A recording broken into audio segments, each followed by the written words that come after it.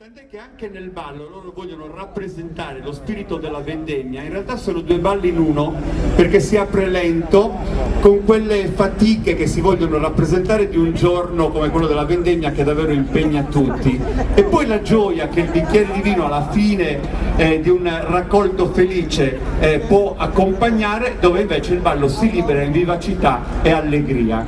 Quindi assistiamo a questo ballo de Sainenna con gli amici del gruppo folk Iosto Miglior di Ierzo Applauso.